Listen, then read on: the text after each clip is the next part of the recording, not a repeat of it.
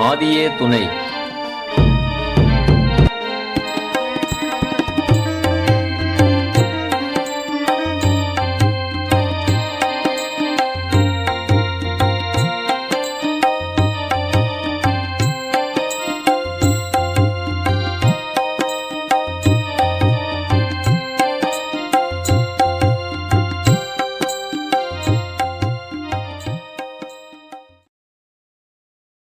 ஆதியே துணை.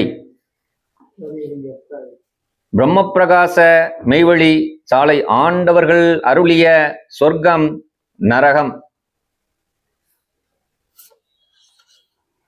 எது மெய்யான தெய்வம்? இறுதியில் யமனிடம் சிக்கி நாரி புழுத்துச் சாகாமல் பரிசுத்த முத்தி தேகத்தில் புகுத்தாட்டி வைக்கும் ஈசனுடைய சக்தியை செயலாக்கி வைக்க மனித தேகம் ஏற்று நாசிக்கு வெளியே மூச்சு ஓடாத தவ வல்லபத்தில் உலகில் ஒப்பற்று விளங்குபவர்களே தெய்வம்.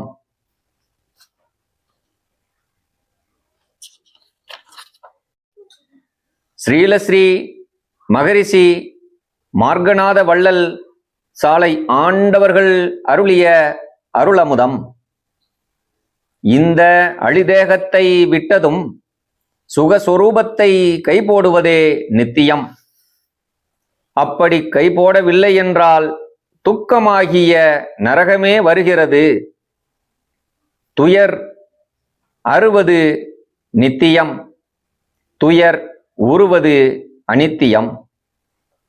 இதற்கு முன் வந்த மகத்துக்களில் யாராவது நரகத்தை பற்றி இவ்வளவு விரிவாக சொல்லியிருக்கிறார்களா? இல்லவே இல்லை. இப்ப நாம் அல்லவா அணுவாக சொல்லுகிறோம். அதாவது இந்த பூலோகத்தில் நரகம், நரகல் என்ற வார்த்தை புழங்குகிறதல்லவா? நீ முன்னே எப்படி இருந்தாய்?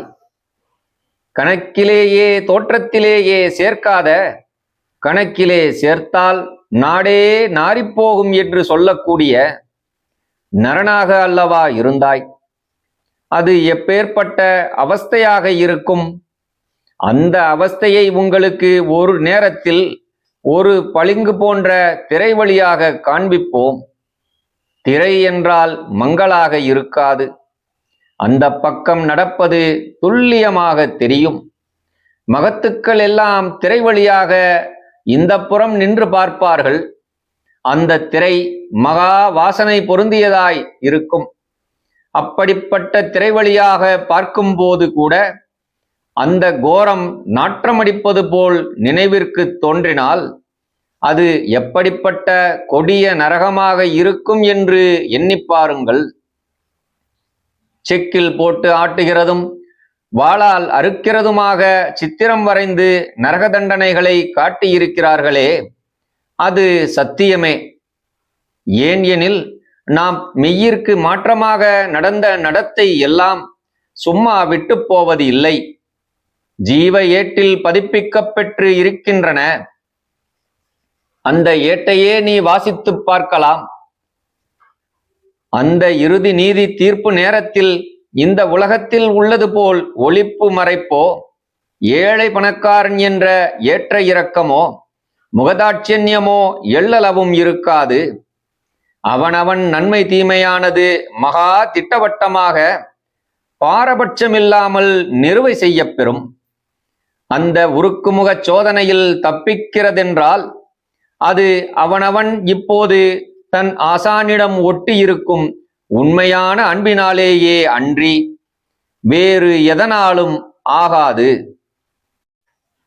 பிரம்மப்பிரகாச மெய்வழி சாலை ஆண்டவர்கள் அருளிய சொர்க்கம் நரகம் பற்றிய வாக்கிய தொகுப்பு.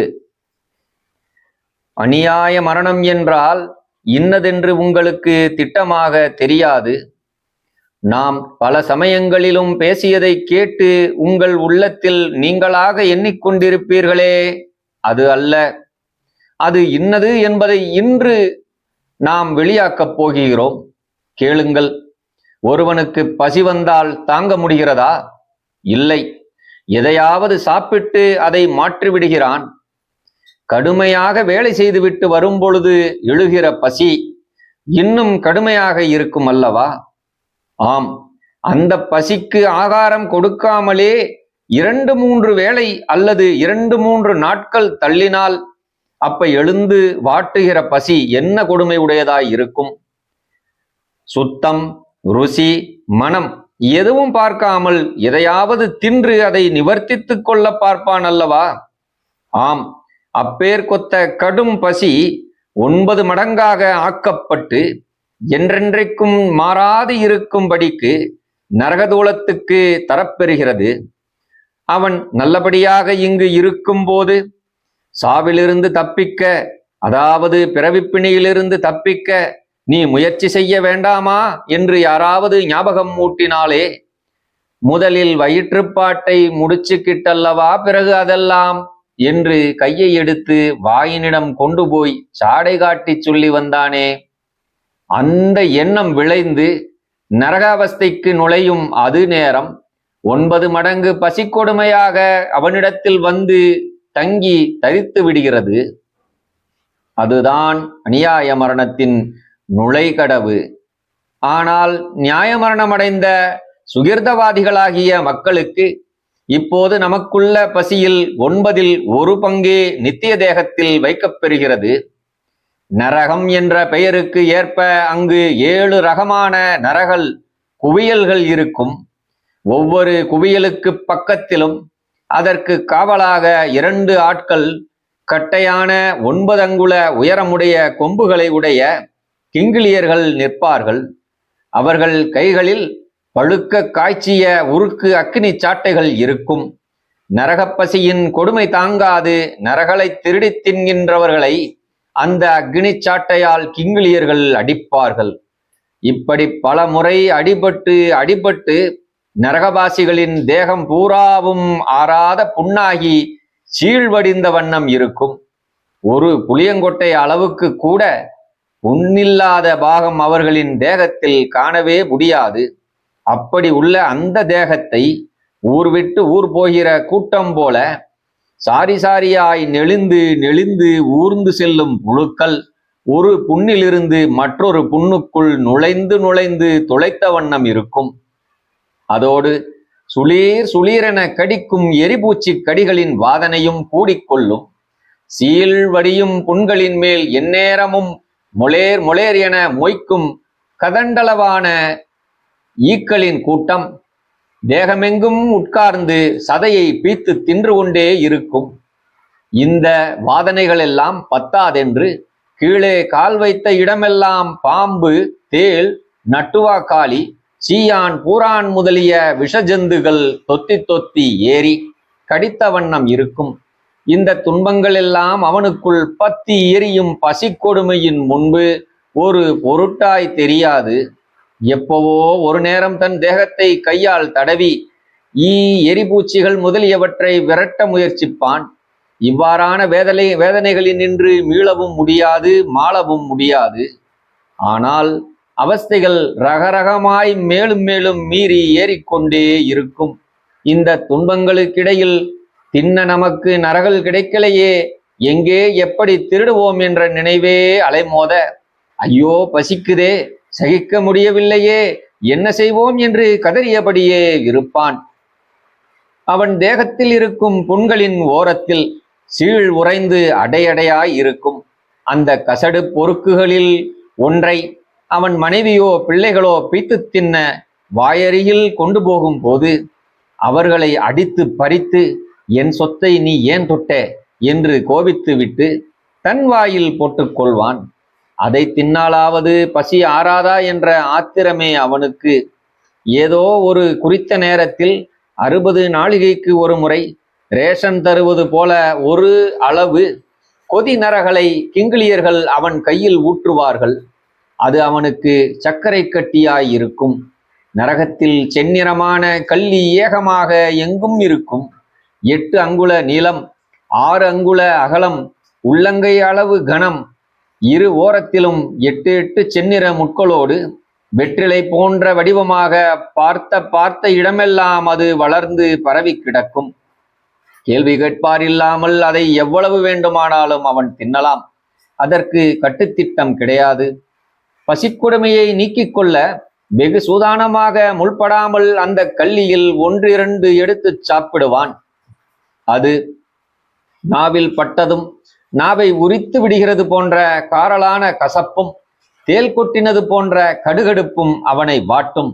அவ்வாறு அவன் எடுத்து தின்ன தின்ன ஆரம்பிக்கும் போது அந்த கல்லியின் ஓரங்களில் உள்ள முட்கள் தவறி கைகால்களில் பட்டுவிட்டாலோ செந்தேல் கொட்டியது போல் இருக்கும். ஆகவே தன் பசியின் தீவிரத்தை தணிக்க குவியல் குவியலாக இருக்கும் நரகளை தின்ன முயலுவான்.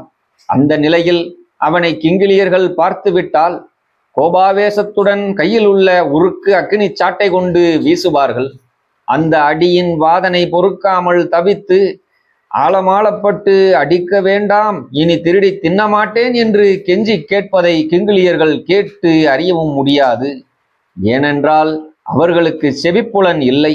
ஆகவே தங்களை கோணாங்கி பண்ணி திட்டுகிறான் என்று அவர்களுக்கு தோன்ற அவர்கள் மேலும் வெகுண்டு தங்கள் தலையில் முளைத்துள்ள கொம்புகளாலும் குத்தி குத்தி இம்சிப்பார்கள். கிட்டியில் நெருக்கி வைத்து வாளால் அறுப்பார்கள். செத்துப்போனால் தேவலாமே என்று ஏங்கி அலறுவான். ஆனால் சாக முடியாது.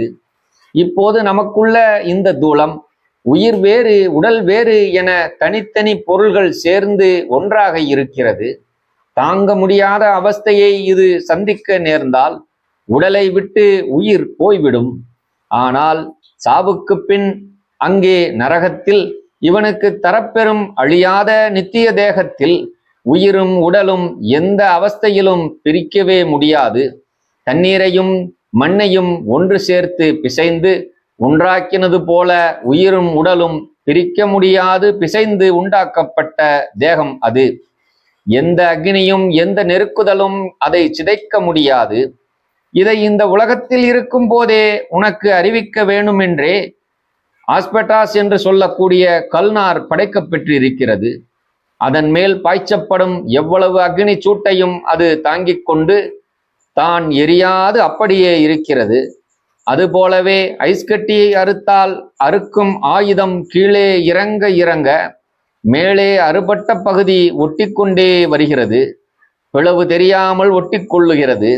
இவ்வண்ணமாகவே அங்கே நரக அவஸ்தை தூளமும் மாறாமல் சிதையாமல் அழியாமல் எக்கோடி காலமும் நிலைத்திருக்கிறது. மேலும் அது நம் தூளத்தை போல் 9 மடங்கு பலத்துடன் 9 மடங்கு வல்லபமான உணர்வோடு அங்கக்குலங்களுடன் இருக்கும். இவ்வாறான வேதனைக்கும் தண்டனைக்கும் ஒரு முடிவு உண்டா? இல்லை. 1000 வருஷம் முடிந்ததும் வெளியேறி நல்ல தேகம் பெறலாம் என்பதாவது உண்டா? இல்லவே இல்லை. மீட்பில்லாத யுகங்கோடி கால மாறாத அவஸ்தையாச்சே அது. அருவருப்பான கருப்புடன் வெறுப்பு தரும் சாம்பல் நிறம் கலந்து கேசாதிபாதம் விரிசல் கண்டு எங்கும் சீழ் வடிய முள்முள்ளாயிருக்கும் அந்த நரக உடலை பார்த்த கண் நோகக்கூடிய அளவில் மகா கோரமாக இருக்கும். ஆனால் துனியோ அவன் இன்னான்தான் என்று காட்டும்படியாய் மாறாது அப்படியே இருக்கும். இப்படி தவியாய் தவிக்கிற நேரத்தில் அவனுக்கு இந்த எண்ணம் ஓடும். நரக வேதனையிலிருந்து தப்பிக்க ஒரே வழி மெய்வழிதான் என்று ஆதரவாய் கூறி விபரமெல்லாம் எடுத்து சொல்லி எச்சரித்தார்களே, இந்தா கனிவுடன் அழைத்த அந்த குரல் கேட்குதே, ஐயோ மனம் போன போக்கில் அதை அள்ளத் தட்டிவிட்டு இப்படி அழிநரகுக்கு ஆளானேனே என்று தொண்டை கிழிய கதறி படீர் படீர் என்று தன் முகரையில் தானே அறைந்து கொள்வான். அதனால் இரத்தமும் சீழும் சிதறி இறையும். அதே நேரத்தில் ஐயோ ஓயா பசி வாட்டுதே என்று அவனை அறியாமலேயே அவன் வாய் வீறிட்டு அலறும். இப்படியே யுகங்கோடி காலத்துக்கும் மீட்பே இல்லாத அவஸ்தையில் தவிப்பான். எல்லா நாளும் மாற்றமில்லாத ஒரே நாள். பொழுது போவதும் இல்லை வருவதும் இல்லை.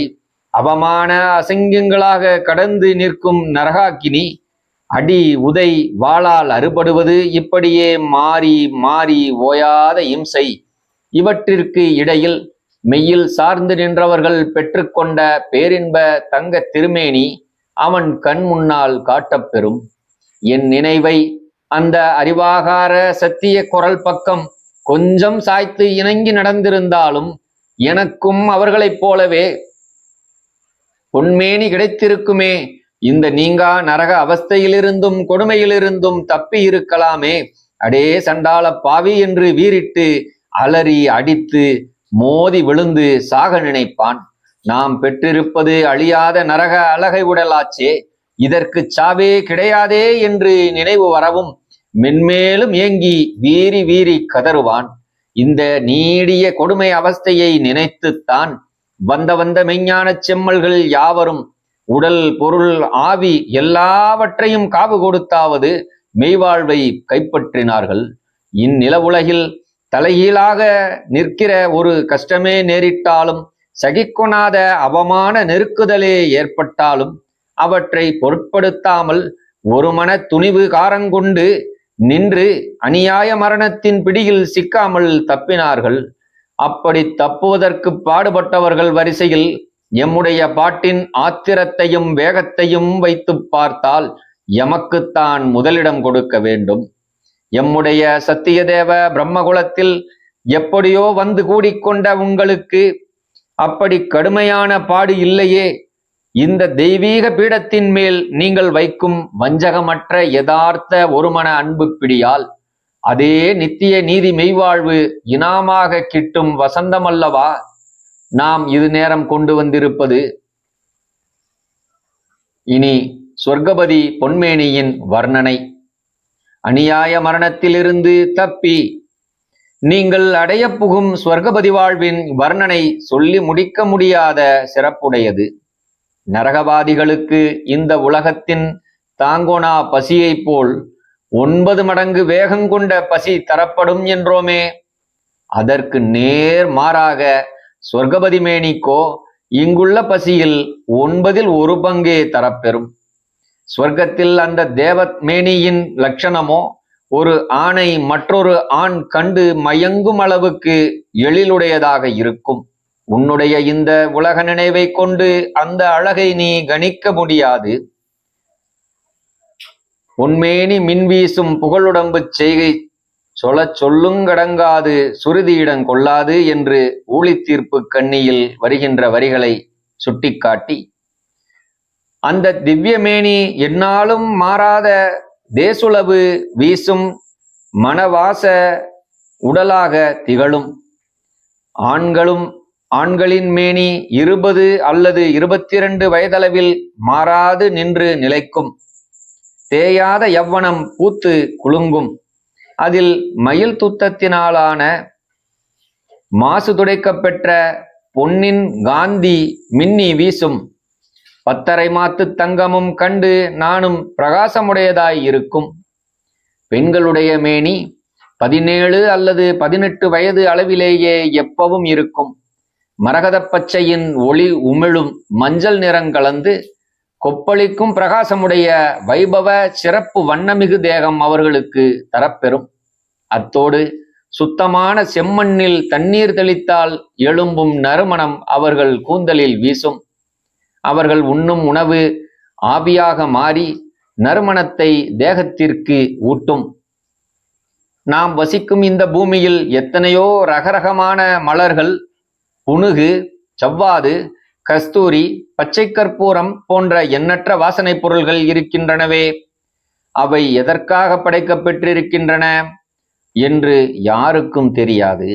நித்திய பூரண உலகு வாசிகளாகிய மறைபடா தேவர்களின் ஒவ்வொரு அங்க குலங்களும் ஒவ்வொரு மனம், ஒவ்வொரு இனிய வாசனை உடையதாக படைக்கப் பெறுவதற்காகவே அவை இவ்வாறு இங்கு படைக்கப்பெற்று தயார் நிலையில் விரித்து வைக்கப்பெற்றிருக்கின்றன.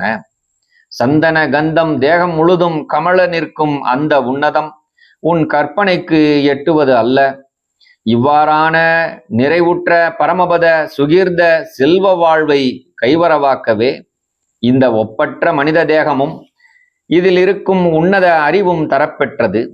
எந்த ஜீவராசிகளும் பெறாத இந்த அரிய வாய்ப்பினை பெற்ற நீ இந்த மெய்வழியில் வைக்கும் சத்திய ஒட்டுதலாகிய அன்பு பிடியால் எப்படியாவது அந்த பேரின்ப நித்திய முத்தி மகிழ்ச்சிகர சுவர்ணபத வாழ்வை பெற்றே ஆக வேண்டும்.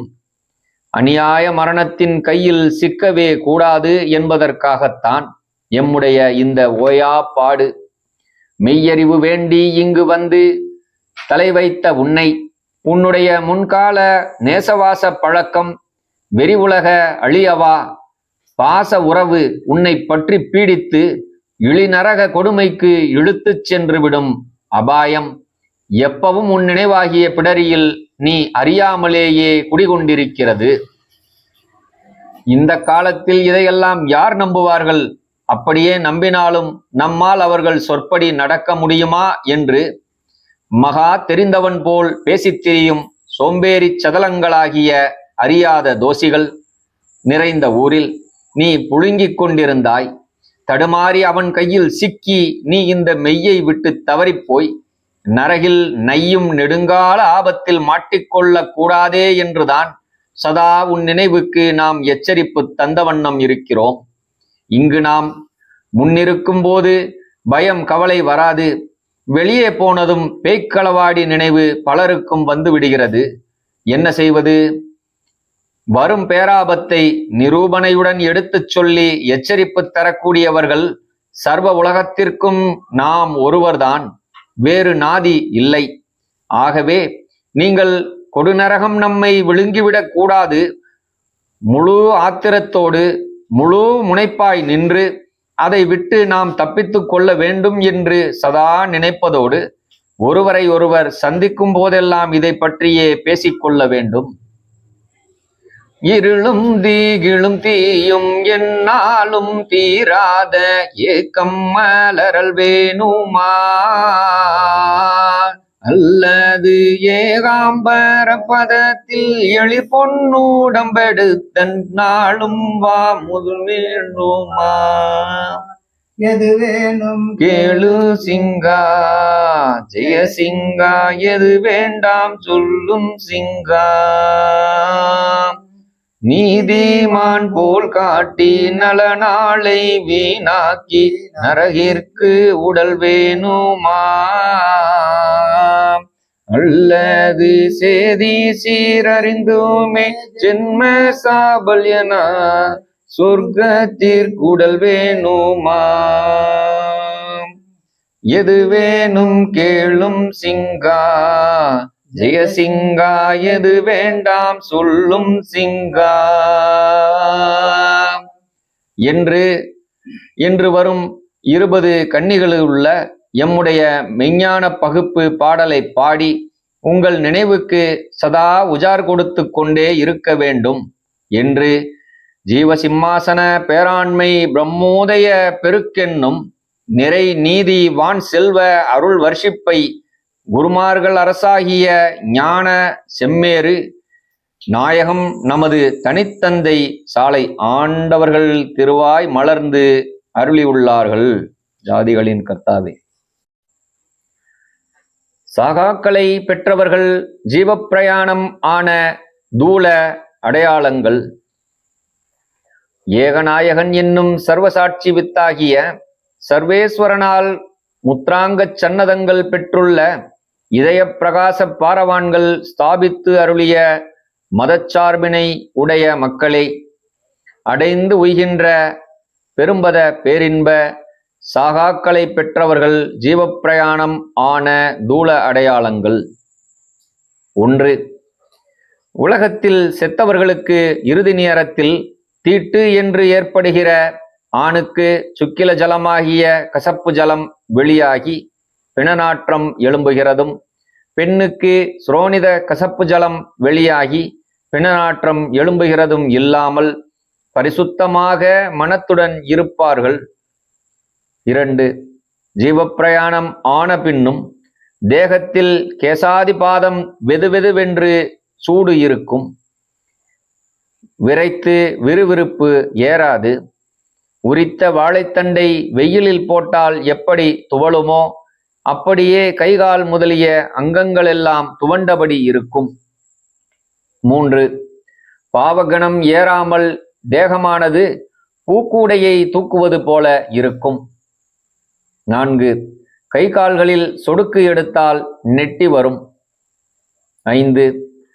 ஆண்டவர்களின் பாடல்களோ திருவாக்கியங்களோ திருநாமமோ ஜீவப்பிரயாணம் ஆன தூளபிம்பம் இருக்கும் எல்லையில் ஆரவாரத்துடன் ஒலிக்கப் பெறும் நேரங்களில் அவர்கள் மேனியிலே வியர்வை கொப்பளிக்கும். துடைக்க துடைக்க வியர்வை மேலும் மேலும் கொப்பளிக்கும். 6. வயோதிகமாய் உள்ளவர்கள் ஜீவப்பிரயாணம் ஆகி நேரம் அதிகம் ஆக ஆக அவர்கள் முகத்தில் இளமை பூத்து பசு மஞ்சள் வர்ணம் உலாவும். 7. பிராணன் நீங்கியவுடன் தொண்டை அடைத்து கொண்டு ஒரு சொட்டு ஜலம் கூட உள்ளே இறங்காதே. அந்த அடையாளம் இல்லாமல் மெய்வழி தெய்வம் அவர்களின் சந்நிதியிலிருந்து காஷாய தீர்த்தம் கொண்டு வரப்பெற்று கொடுத்தால் அதை சாப்பிடுவார்கள். 1 மாதம் சென்று கொடுத்தாலும் கூட இக்காரியம் நடக்கிறது. 8.